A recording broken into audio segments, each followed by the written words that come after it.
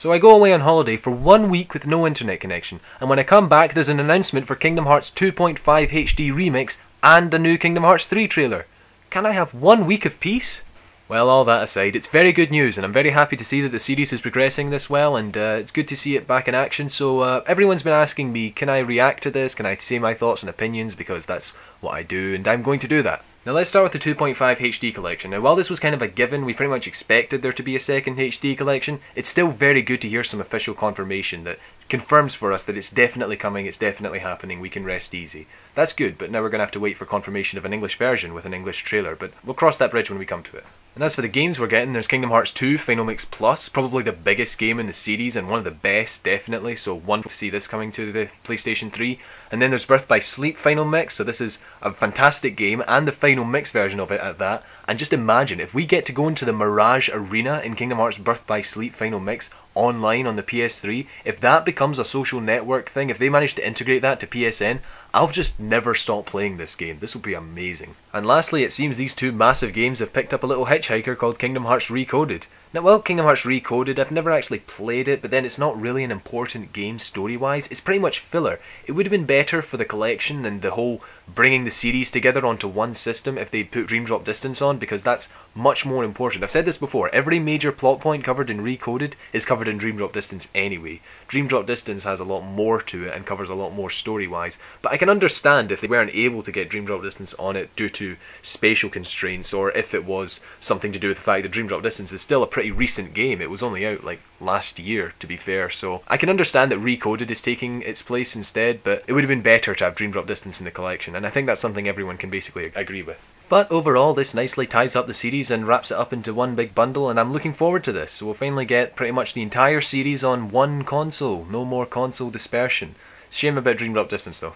Oh, and one thing I'm really looking forward to seeing is the box art. Now on to the Kingdom Hearts 3 trailer. I have no idea what to say.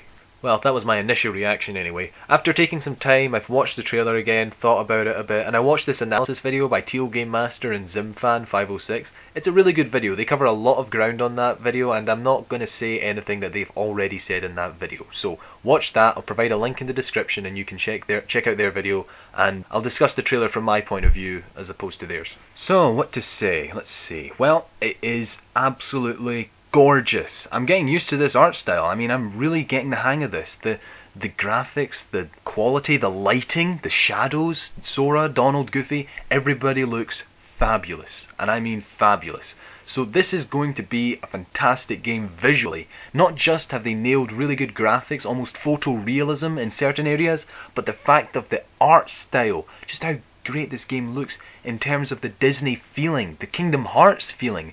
This is going to look absolutely brilliant on the next generation. That was 30 seconds of non-stop gushing. You're welcome. Anyway, the animation looks a bit quirky, but this is kind of an issue I really want to bring up right now. This doesn't look finished. In fact, it's far from finished. This is still a development process, and what annoys me is that they're releasing trailers at this stage. I think I'd rather wait and see something that I know for a fact is going to be in the game and will look exactly like this in the game. This is still kind of development, very early development, even pre-development. It just doesn't look like it's at a stage where it's ready to be shown off, and they're just trying to show off because the fan demand is really high. And if there's anything that I find annoying, it's this level of fan demand for something that shouldn't be received just yet. But that's how this is going to be. We're getting the game piece by piece as it goes through development and as it gets closer and closer to a completed and final result, and that's all to do with the fact that the Kingdom Hearts fanbase has never been the most patient of fan bases. So I'm not really sure that we should be seeing the trailers right now, but now that we are seeing it, I better comment on these Disney rides. I'm going to say right off the bat, I'm not the biggest fan so far. I want to know more about these moves, these what appear to be summons. Are these the summons? Because I never expected this. This is very interesting, but whatever they are, these are very strange attacks that Sora is utilising. A big spinning pirate ship and a roller coaster.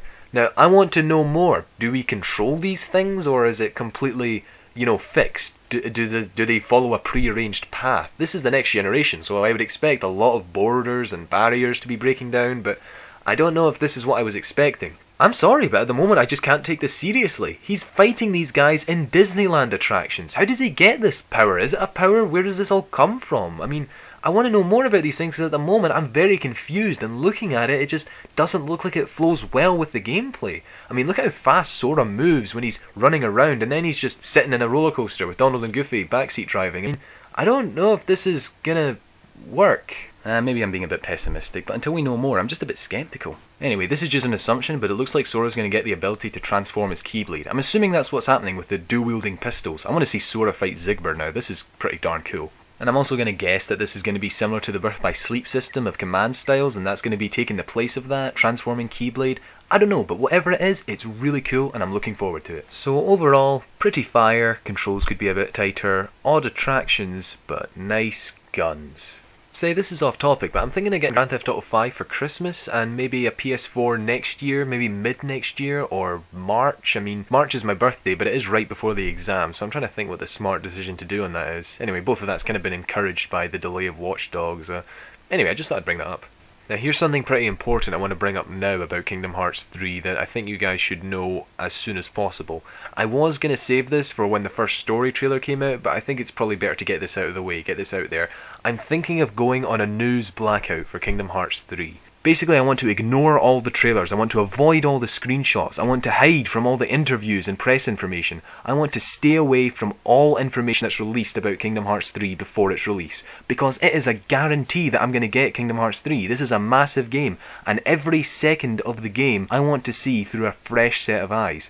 I'd rather see every detail of the story for the first time as I play through it, the way you're supposed to play games, the way you're supposed to do anything, be it a book or a movie. Basically, trailers in any form, any way, any shape, always spoil. Even if it's just seconds, even if it's something that's at the start of it, it's still a spoiler because you know it's going to be there. I don't want to know anything about Kingdom Hearts 3.